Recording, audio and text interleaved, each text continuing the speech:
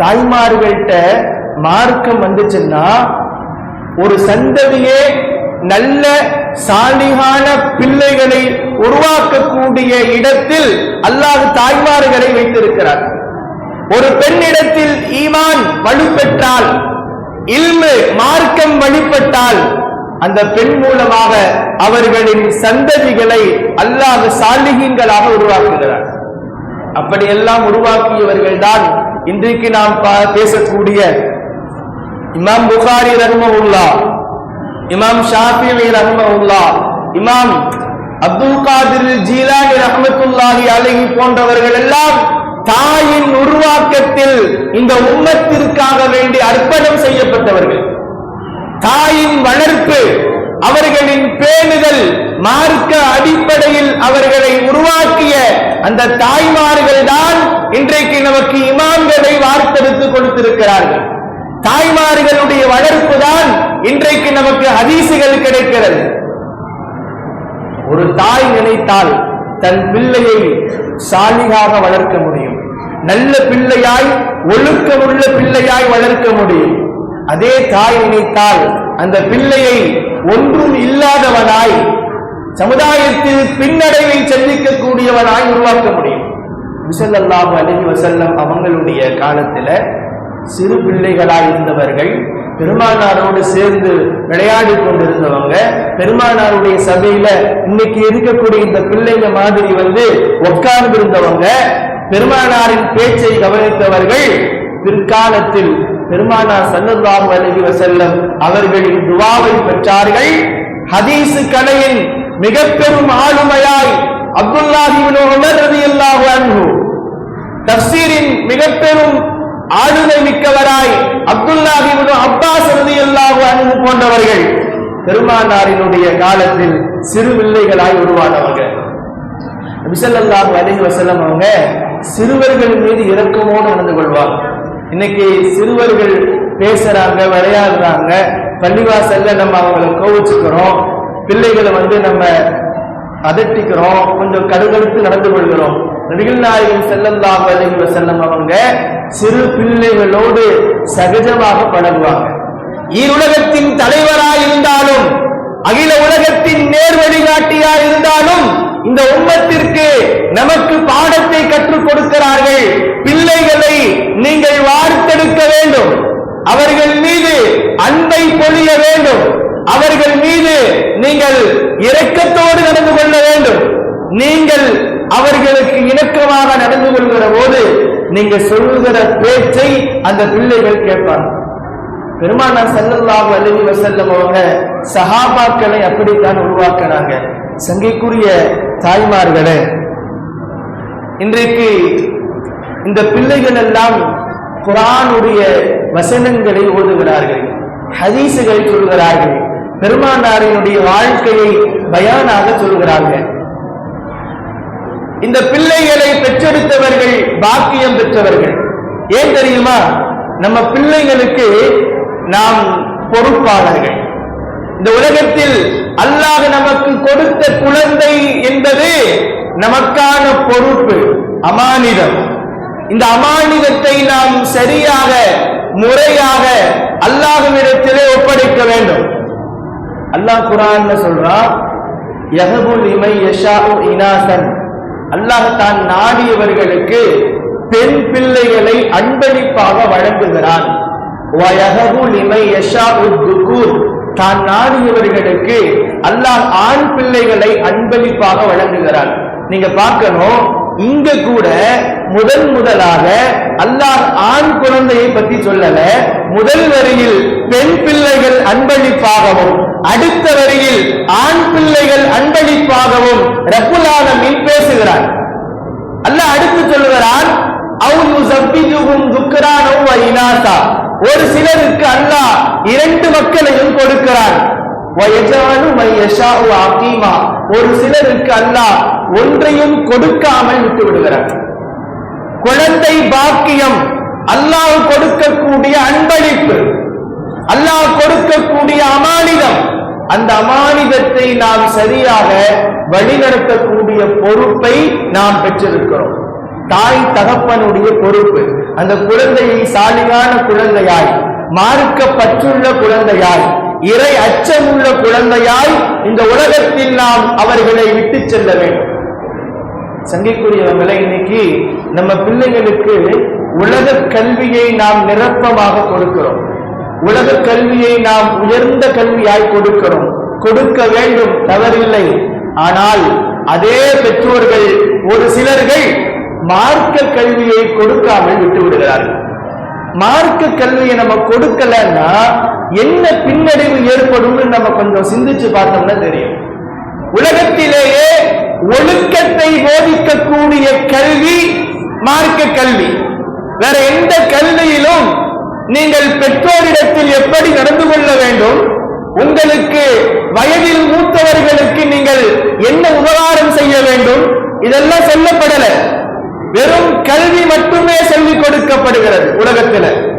ஆனால் இஸ்லாமிய மார்க்கம், அல்லாஹ் ரசூலுடைய வார்த்தைகள், இந்த குர்ஆனுடைய கல்வி என்பது உங்களுக்கு ஒழுக்கத்தை சொல்லிக் கொடுக்கிறது. உங்கள் பிள்ளைகள் பெரியவர்களுக்கு மதித்து வாழ வேண்டும், பெற்றோருக்கு உபகாரியாக இருக்க வேண்டும், மற்றவர்களிடத்திலே அன்பாய் பழக வேண்டும் என்கிற ஒழுங்கு முறைகளை இந்த உலகத்திற்கு சொல்லிக் கொடுக்கக்கூடிய ஒரே கல்வி இந்த மார்க்க கல்வி மட்டும்தான். அதனால தான் உங்க பிள்ளைகள் பிஞ்சு வயதில் இருக்கிற போது அவர்களுக்கு மார்க்க கல்வியை நீங்கள் கற்றுக் கொடுப்பது பெற்றோர்களின் மீது கடமை. சங்கிக்குரியவங்களை நபி ஸல்லல்லாஹு அலைஹி வஸல்லம் உங்கள் பிள்ளைகள் 7 வயதாகிற போது நீங்கள் தொடச் சொல்லுங்கள் என்று சொன்னாங்க. 7 வயசுல உங்க பிள்ளைங்க தொழுகைனா என்னன்னு தெரிந்திருக்கணும், அதை சொல்லிக் கொடுத்திருக்கணும். தொழுகைனா என்ன, தொழுகையில் ஓதக்கூடிய சூறாக்கள் என்ன, ஒழுங்கு முறைகள் என்ன, தொழுகையினுடைய துஆக்கள் என்ன, இதையெல்லாம் உங்கள் பிள்ளைகள் கற்றறிந்திருக்க வேண்டும். 7 வயசுல 7 வயசில் தொழச் சொல்லுங்கள். 10 வயசாகியும் தொழலன்னா நீங்கள் அடித்து அந்த பிள்ளைகளை தொழுகைக்கு அனுப்புங்கள். இந்த இடத்துல தகப்பன்மார்களுக்கு ஒரு செய்தி. உங்க பிள்ளைங்க, எல்லா பிள்ளைங்களும் முதல் ரோல் மாடலாய் பார்க்கக்கூடியது தாய் தந்தையை தான். இந்த உலகத்தில் பிள்ளைகள் பார்த்து உருவாகிறார்கள் என்றால் தாய் தந்தைகளை பார்த்துதான் உருவாகிறார்கள். என் தந்தை எப்படி நடக்கிறார், என் தந்தை எப்படி பேசுகிறார், என் தாயின் பேச்சு எப்படி இருக்கிறது. அதனால தான் சொல்லுவோம், பிள்ளைகளுக்கு முன்னால நல்ல வார்த்தைகளை பேசுங்க. பிள்ளைகளிடத்தில் அநாகரிகமான வார்த்தைகளை பயன்படுத்த வேண்டாம். ஏன்னா உங்களை பார்த்து உங்கள் பிள்ளை கற்றுக்கொள்வார். அது நல்லதாக இருந்தாலும் சரி, கெட்டதாக இருந்தாலும் சரி, உங்கள் பிள்ளைகளுக்கு நீங்கள் தான் வழிகாட்டி. சங்கைக்குரியவர்களே, தகப்பன்மார்கள் உங்க பிள்ளைகளுடைய கையை பிடிச்சு நீங்கள் தொழுகைக்கு அழைத்து வந்தால் முதல்ல நம்ம தொழுகிறோம். நம்ம வயசுல பெரியவங்க தொழுகிறோம். நம்ம தொழுகிறத பார்த்தாதான் நம்ம பிள்ளை தொழுகும். இல்லைன்னா எங்க அத்தாவே தொழுகிறது இல்லை, எங்க அத்தாவே பள்ளிக்கு போறது இல்லை, நான் ஏன் பள்ளிக்கு போகணும்னு நினைப்பான். நம் பிள்ளைகளை வளர்க்கிற போதே கையை பிடித்து பள்ளிவாசலுக்கு நாம் அழைத்து வந்து நாம் தொழுகையை பழக்கப்படுத்த வேண்டும். இன்னைக்கு அத்தா தொழுக மாட்டாரு, மகனை தொழுக சொல்லுவாரு. நீங்களே தொழுகிறது இல்லை, என்ன மட்டும் ஏன் தொழுகைக்கு போக சொல்றீங்க? மகனுடைய கேள்வி. அத்தா தவறான ஒரு பழக்கத்தை வச்சிருப்பாரு. அந்த பிள்ளை அதை பார்ப்பான், எங்க அத்தா என்ன செய்யறாரு, எங்க அத்தா எப்படி பேசுறாரு, அதையெல்லாம் பார்த்து அதை அப்படியே கிரகிச்சு கொள்வான். அதே பழக்கத்தை பிற்காலத்தில் அந்த பிள்ளை பழகிக் கொள்வான். எனவேதான் நபி ஸல்லல்லாஹு அலைஹி வஸல்லம், நீங்கள் சிறு பிள்ளையா இருக்கிற போது தொழுவதற்கு நீங்கள் பழக்குங்கள். பிள்ளைகளுக்கு தொழ சொல்லுங்க, தொழுகைய பழக்குங்க, நல்ல விஷயங்களை அவர்களுக்கு கற்றுக்கொள்ளுங்கள், அவர்களுக்கு நல்ல விஷயங்களை கற்றுக் கொடுங்கள். இது எல்லாம் தாய் தந்தையின் பொறுப்பு. சங்கிக்குரியவங்களே, நாளை மறுமை நாள்ல ஒரு சில கூட்டம் நரகத்திற்கு சொந்தக்காரர்களாய் அல்லாஹ் அவர்களுக்கு நரகத்து கொடுப்பான். அவங்க சொல்லுவாங்க, நாங்க எங்களுடைய பெற்றோர்களின் பேச்சை கேட்டோம், எங்க பெற்றோர்கள் எங்களுக்கு உலகத்தின் எல்லா விஷயத்தையும் கற்றுக் கொடுத்தாங்க, உலகத்தை எங்களுக்கு அள்ளி கொடுத்தார்கள். ஆனால் எனக்கு அல்லாஹ் ரசூலை பத்தி சொல்லிக் கொடுக்கல, அல்லாஹ்வை பத்தியும் சொல்லிக் கொடுக்கல, இஸ்லாத்தை பத்தியும் சொல்லிக் கொடுக்கல. என் பெற்றோர்கள் எங்களை வழிகெடுத்து விட்டார்கள். எங்க பெரியவங்க எங்களை வழிகெடுத்துட்டாங்க, அதனால நாங்க நரகத்துக்கு போறோம். நாளை மறுமை நாளில் அந்த பிள்ளைகள் சொல்வார்கள், யா அல்லாஹ் எங்களுக்கு கொடுக்கின்ற வேதனையை போல எங்களை வழிகெடுத்த எங்கள் பெற்றோர்கள் எங்கள் முன்னோர்களுக்கும் நீ இரட்டிப்பான வேதனையை கொடுக்க வேண்டும் என்று சொல்லுவாங்க. சங்கைக்குரியவங்களே, நம்ம பிள்ளைகளை வளர்க்கிற போதே வேண்டுதல் மிக்கவர்களாய், மார்க்க ஞானம் பெற்றவர்களாய், சிறந்த ஒழுக்கம் உள்ளவர்களாய் நாம் வார்த்தெடுக்க வேண்டும். அது நம்முடைய பொறுப்பு. இல்லைன்னா நாளை மறுமையில் அல்லாஹ்விடத்தில் பதில் சொல்ல வேண்டும். அல்லாஹ் நம்ம பதில் சொல்லி ஆகணும், நம்ம தப்பிச்சு போக முடியாது. சங்கைக்குரியவங்களே, நம்ம பிள்ளையிடத்திலே நாம் சொல்லி வளர்க்க வேண்டும். என்ன சொல்லுவோம் தெரியுங்களா? அத்தாவை பத்தி, அத்தாவினுடைய கண்ணியத்தை பத்தி தாய் சொல்லிக் கொடுக்கணும். அத்தா எப்படிப்பட்டவர் தெரியுமா? எவ்வளவு கஷ்டப்படுகிறார் தெரியுமா? அவருடைய கண்ணியம் என்ன தெரியுமா என்கிற கண்ணியத்தை, மகத்துவத்தை ஒரு தாய் தன் பிள்ளைக்கு சொல்லி வளர்க்க வேண்டும். இன்னைக்கு சமுதாயம் நாம் தவறளிக்கக்கூடிய இடங்கள் தான். இந்த இடங்கள்ல நம்ம தருகி போயிடும். அத்தாவை பத்தி அம்மா சொல்லிக் கொடுக்கிறது இல்லை. உங்க அத்தா அப்படி, உங்க அத்தா இப்படி, உங்க அத்தாவுக்கு வேற வேலையே இல்லை. இந்த மாதிரி தவறான வார்த்தைகளை பிள்ளைக்கு மத்தியிலே பேசுகிற போது அந்த பிள்ளை தவறான எண்ணத்தோடையே வளர்றான். அத்தாவை ஒரு தவறான பார்வையிலே பார்க்கிறான். தந்தை தாயினுடைய மகத்துவத்தை சொல்லி வளர்க்கணும். உங்க அம்மா யார் தெரியுமா? உங்க அம்மாவுடைய தியாகம் என்ன தெரியுமா? அவர்களுக்கு நீ செய்ய வேண்டிய உபகாரங்கள் என்ன தெரியுமா? இதையெல்லாம் ஒரு தந்தை சொல்லி வளர்க்கணும். இன்னைக்கு அத்தாவை பத்தி அம்மா சொல்றதில்ல, தாயை பற்றி தந்தை சொல்லிக் கொடுக்கிறது இல்லை. தவறான வார்த்தைகளை நாம் பழக்கப்படுத்துகிறோம். நாம பேசுறதை பார்த்து அவன் மரியாதை குறைவாக நடந்து கொள்கிறான். பிற்காலத்தில் தந்தைக்கும் தாய்க்கும் மரியாதை கொடுக்கிறது இல்லைன்னு கவலைப்படுறோம். ஆனால் பிஞ்சு உள்ளத்தில் ஆணி அடிப்பதை போல நம்ம பிள்ளைகளுக்கு நம்ம எல்லா ஒழுக்கங்களையும் சொல்லிக் கொடுத்து நாம் வளர்க்க வேண்டும். அந்த பொறுப்பு பெற்றோர்களை சார்ந்தது. ஒரு கால் மார்க்க கல்வி நம்ம கற்றுக் கொடுக்கலன்னா, அந்த பிள்ளைக்கு குரான கொடுக்கலன்னா, மார்க்க ஞானத்தை கொடுக்கலன்னா, அந்த பிள்ளை வளருகிற போது தாய் தந்தையை மதிக்க மாட்டான். எவ்வளவு நீங்க கோடி கணக்கில் செலவு சென்று நீங்க படிக்க வச்சாலும் அவன் பெற்றோர்களுக்கு உபகாரியாக இருக்க மாட்டான். அவனுக்கு அப்படி என்னன்னா தெரியாது. பெற்றோருக்கு எப்படி நடந்து கொள்ளணும்ன்றது தெரியாது. பெருமானாரின் வாழ்க்கையில் தான் அதை படிக்க முடியும். உலகத்தில் வேறு எந்த புத்தகத்திலும் நம்மால் படிக்க முடியாது. பெருமானாரின் வார்த்தைகளும் பெருமானாரின் வாழ்க்கையும் தான் ஒழுக்கமுள்ள வாழ்க்கையை இந்த உம்மத்திற்கு வழிகாட்டுகிறது என்பதை நாம் முதலில் பதிய வைக்கணும். நம்ம பிள்ளைங்களுக்கு மார்க்க கல்விதான் அடித்தளமாக இருக்க வேண்டும். சங்கைக்குரியவர்களே, குர்ஆன், இந்த குர்ஆன் என்பது பிள்ளைகள் வளருகிற போதே இந்த குர்ஆனை கற்றுக்கொள்ளணும். எங்கள் உஸ்தாத் அல்லாமா மர்ஹூம் உமர் ஃபாரூக் தாவூதி ஹஜரத் அவர்கள் சொல்லுவார்கள், ஒரு பிள்ளை 5 வயதில் குர்ஆனையும் மார்க்கத்தையும் கற்றுக்கொண்டால் அவன் பிற்காலத்தில் அவனுடைய கடைசி காலகட்டத்தில் அவன் அல்லாஹுவின் பயத்தோடு இருப்பான். எப்படியாவது பள்ளியின் தொடர்போடு வந்து விடுவான். அவன் பேணுதல் உள்ளவனாய் தன்னை மாற்றிக்கொள்வான். அஞ்சில் பதிந்தது பின்னால் அவனுக்கு பயன்படும் என்று சொல்வார்கள். சின்ன வயசிலே நம்ம ஒண்ணுமே சொல்லிக் கொடுக்கலன்னா பின்னால் அந்த பையன், அந்த குழந்தை ஒன்றும் இல்லாமல் தன்னை ஒரு நல்லவனாய், ஒழுக்கம் உள்ளவனாய் அவனால் மாற்றிக்கொள்ள முடியாது. பாக்கியம் நிறைந்தவர்களே, இந்த குர்ஆன் என்பது அல்லாஹ் நமக்கு கொடுத்த பொக்கிஷம். குர்ஆன் எல்லாருக்குமானது, அகில உலகத்திற்கும் நேர்வழி காட்டி. ஆனால் இன்னைக்கு சமுதாயத்தில் நிறைய பிரச்சனைகளை சந்திக்கிறோம். சங்கைக்குரிய தாய்மார்களே, பெரியோர்களே, நிறைய பிரச்சனைகளை நாளுக்கு நாள் நாம் சந்தித்துக் கொண்டிருக்கிறோம். குடும்பத்திலும் பிரச்சனை, சமுதாயத்திலும் பிரச்சனை, நிறைய பிரச்சனைகளை பார்க்கிறோம். ஒண்ணுமே புரியல. ஏன், என்ன காரணம் வழங்கல? நாம் சில விஷயங்களை சருகிவிட்டோம். அதனுடைய விளைவாகத்தான் இன்றைக்கு நாம் இதைகளை எல்லாம் சந்தித்துக் கொண்டிருக்கிறோம். ஒண்ணு, குர்ஆனை இந்த உம்மத் கைவிட்டு விட்டது. இந்த உம்மத்திற்கு நேர்வழியாய் அல்லாஹ் கொடுத்த பரிசுத்த குர்ஆன், இந்த உம்மத்தில் பெருவாரியாக குர்ஆன் ஓத தெரியல.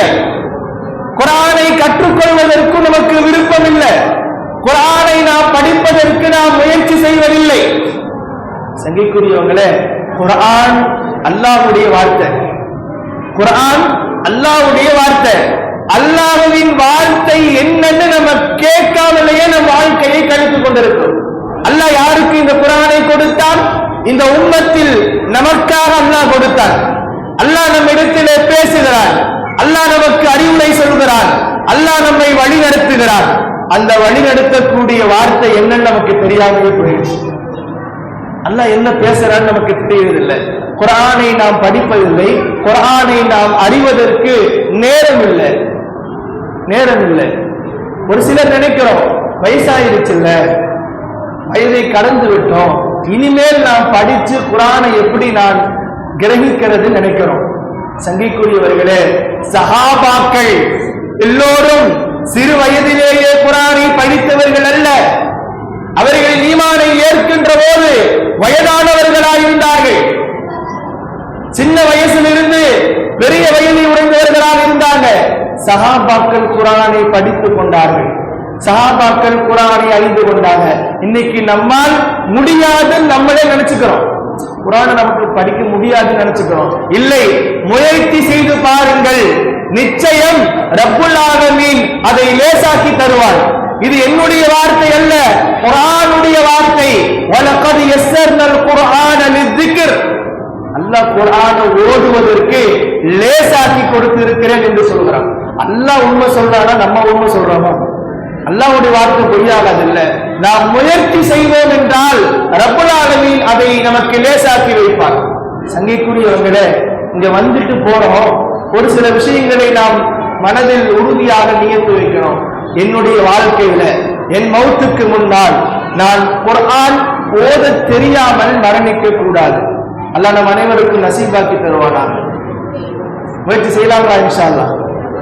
குர்ஆனை நான் கற்றுக்கொள்ளாம என்னுடைய மரணம் இருக்கக்கூடாது. நம்முடைய இமாம் இருக்கிறார்கள், ஹஜ்ரத் அவர்கள், ஆலிம்களை நாம் பயன்படுத்திக் கொள்ளணும். எத்தனையோ பெரியவர்கள் குர்ஆன் ஓத வராதவர்கள், மனதில் அதை நிறுத்த முடியாதவர்கள், சிரமங்கள் பட்டு பட்டு பிற்காலத்தில் குர்ஆனை ஓதக்கூடிய எத்தனையோ பெரியவர்களையும் நாம் பார்த்திருக்கிறோம். முயற்சி செய்யணும். இரண்டாவது, சங்கைக்குரியவர்களே, இந்த குர்ஆனுடைய வாழ்க்கையை நபி ஸல்லல்லாஹு அலைஹி வஸல்லம் அவர்கள் நமக்கு கற்றுக் கொடுக்கிறார்கள். பெருமானாரை பத்தி கேட்பாங்க அன்னை ஆயிஷா ரலியல்லாஹு அன்ஹா அவங்கள்ட்ட. பெருமானாருடைய வாழ்க்கை என்ன தெரியுமா? குர்ஆன். அந்த குர்ஆனுடைய வாழ்க்கை தான் பெருமானாரினுடைய வாழ்க்கை என்பதாய் அன்னை ஆயிஷா ரலியல்லாஹு அன்ஹா சொல்றாங்க. சங்கைக்குரியவர்களே, இந்த குர்ஆனை நாம் என்றைக்கு அதை ஒதுக்கி வைத்தோமோ, குர்ஆனை என்றைக்கு நாம் விலக்கி வைத்தோமோ, இந்த உம்மத் நிறைய பிரச்சனைகளை சந்தித்துக் கொண்டிருக்கிறது. நிறைய பிரச்சனைகள் குர்ஆனுடைய தொடர்பு இல்லாம போனதுக்கு காரணம். இரண்டாவது, தொழுகையின்மைதான் அதற்கும் காரணம். தொழுகை இல்லை. இந்த உம்மத் தொழுகையில் பொடுபோக்காக இருக்கிறோம். தொழுகையின் முக்கியத்துவத்தை நாம் இன்னும் அறிந்து கொள்ளவில்லை. அல்லாஹ்வை நினைக்காமல் இருந்தோம்னா, அல்லாஹ்வை தொழாமல் இருந்தோம்னா, நம்ம வாழ்க்கையில் எவ்வளவு நாம் உயரத்தை தொட்டாலும் அந்த வாழ்க்கையில வரக்கத்து இருக்காது. சங்கைக்குரிய தாய்மார்களுக்கு சொல்கிறோம், வீட்டில் நிறைய பிரச்சனை, கணவன் மனைவிக்கு மத்தியில பிரச்சனை, நிம்மதி இல்லை, எவ்வளவு சம்பாதித்தாலும் நிற்கிறதில்லை. இதையெல்லாம் நாம் குறையாக பேசுகிறோம். தொழுகையில் அல்லாஹ் வரக்கத்தை வைத்திருக்கிறான். தொழுது பழகுங்கள். பெற்றோர்கள் தொழ வேண்டும், பிள்ளைகளை தொழுகப்படுத்த வேண்டும். தாய் தந்தையர்கள், குடும்பத்தில் உள்ளவர்கள் தொழுகையாளிகளாக இருந்தால் நம்முடைய வாழ்க்கையில் அல்லாஹ் ரப்புல் ஆலமீன் பிரச்சனைகள் இல்லாத நிம்மதியான வாழ்க்கையை தருவான். சங்கைக்குரிய தாய்மார்களுக்கு நான் சொல்லுகிறேன், உங்கள் கணவன்மார்கள் தொழுகையாளிகளாக நீங்கள் உருவாக்கணும். உங்க கணவன்மார்களை தொழுகையாளிகளாக நீங்க உருவாக்கணும். உங்களால் முடியும். அல்லாஹ் உங்கள் கையில் அந்த ஆளுமையை கொடுத்திருக்கிறான். நீங்கள் சொன்னால் சொல்லிக் கொண்டே இருக்க வேண்டும். ஒரு காலம் வரும், இன்ஷா அல்லாஹ் உங்களுடைய கணவன்மார்கள் நிச்சயம் தொழுகையை கடைபிடித்தவர்களாக மாறிவிடுவார்கள். அல்லாஹ் அந்த பக்குவத்தை, அந்த உத்வேகத்தை இந்த தாய்மார்களின் சமூகத்துக்கு அல்லாஹ் கொடுத்திருக்கிறார். உங்களுடைய பொறுப்பு, உங்கள் கணவனுக்கு மார்க்க விஷயங்களை நீங்கள் போதிக்க வேண்டும். கணவனுக்குரிய கடமைகளை நீங்கள் சரியாக செய்ய வேண்டும். இறுதியாக ஒரு செய்தியை சொல்கிறேன். நபி ஸல்லல்லாஹு அலைஹி வஸல்லம் அவங்களுடைய பரிசுத்த மனைவியர்களில் ஒருவர் அன்னை ஆயிஷா ரலியல்லாஹு அன்ஹா. பெருமானார் ஸல்லல்லாஹு அலைஹி வஸல்லம் உலகத்துல 11 மனைவிமார்களை திருமணம் முடிச்சாங்களா இல்லையா? முதல் மனைவி அன்னை ஹதீஜா.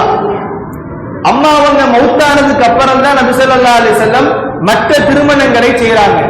அந்த திருமணங்கள் கூட அல்லாஹ்வினுடைய வழிகாட்டலின்படி, அல்லாஹ் சொன்னபடி நபி ஸல்லல்லாஹு அலைஹி வஸல்லம் திருமணம் முடிச்சாங்க.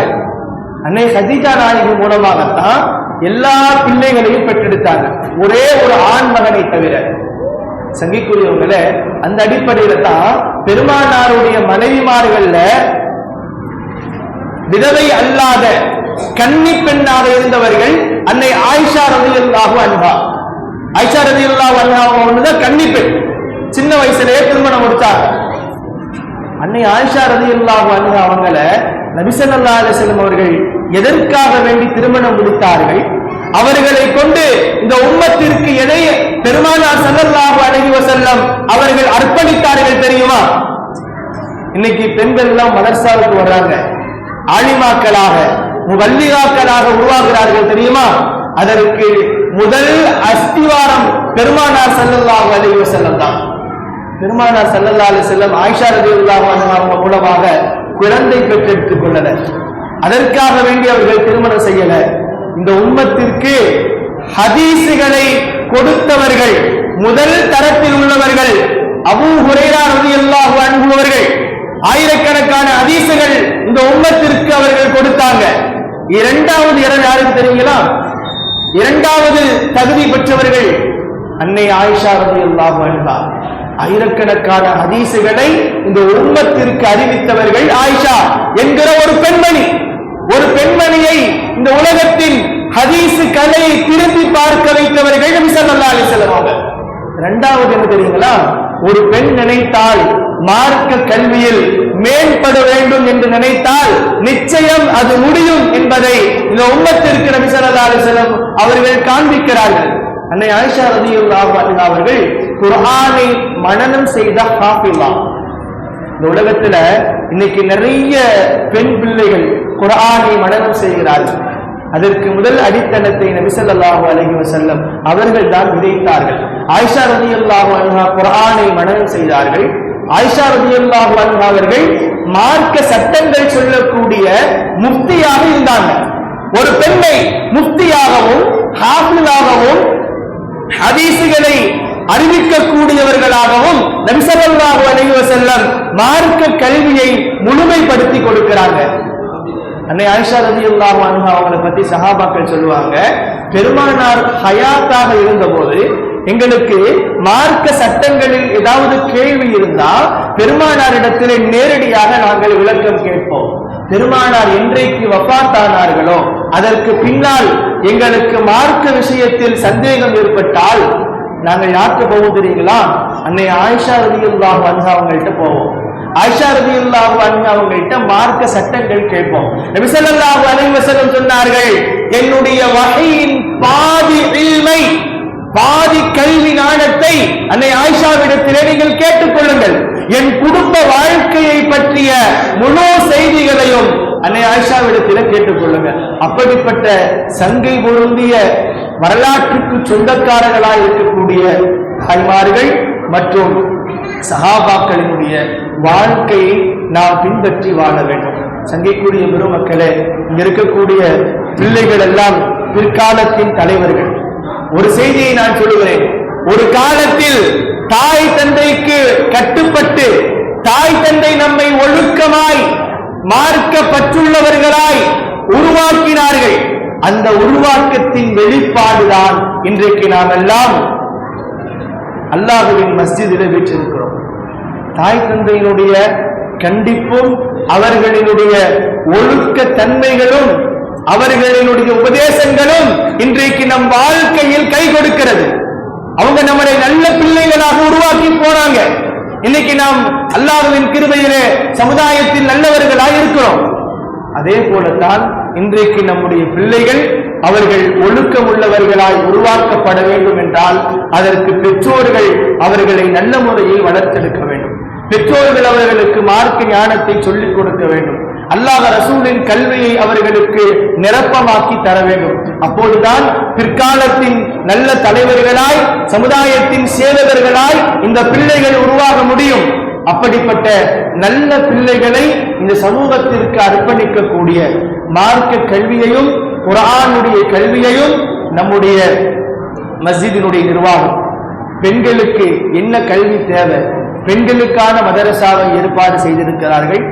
குர்ஆனுடைய கல்வி பெண் பிள்ளைகளுக்கும் மதரசாவினுடைய சிறுவர்களுக்கும் ஏற்பாடு செய்திருக்கிறார்கள். பெரியவர்கள் குர்ஆன் ஓத வேண்டும் என்று சொன்னால் நம்முடைய சங்கைக்குரிய இமாம் அவர்கள் தயாராக இருக்கிறார்கள். அவர்களை எல்லாம் நான் பயன்படுத்திக் கொள்ள வேண்டும். இப்படிப்பட்ட நல்ல சேவைகளை செய்யக்கூடிய இந்த நிர்வாகத்தினர்கள் இன்னும் பல்வேறு சேவைகளை மார்க்க வளர்ச்சிக்கான என்னென்ன முன்னெடுப்புகளை செய்ய வேண்டுமோ அதையெல்லாம் நிரப்பமாக செய்யக்கூடிய ஆற்றலை ரப்புல் ஆலமீன் அவர்களுக்கு நிரப்பமாக்கி தருவானாக. நம்முடைய பிள்ளைகளும் நம்முடைய குடும்பத்தார்களும் நம்முடைய பெண்களும் நல்ல மார்க்க பற்றுள்ளவர்களாய் அல்லாஹ்வின் அச்சமுள்ளவர்களாய் சாலிஹீன்களாய் உருவாகுவதற்கும் அல்லாஹ்வின் பொருத்தத்தை பெற்று வாழ்வதற்கும் ரப்புல் ஆலமீன் நமக்கும் நம் குடும்பத்தார் யாவருக்கும் கிருபை செய்வானாக என்கிற துஆவோடு என் வார்த்தைகளை நிறைவு செய்கிறேன். வாஹிரு தஅவானா அல்ஹம்துலில்லாஹி ரப்பில் ஆலமீன்.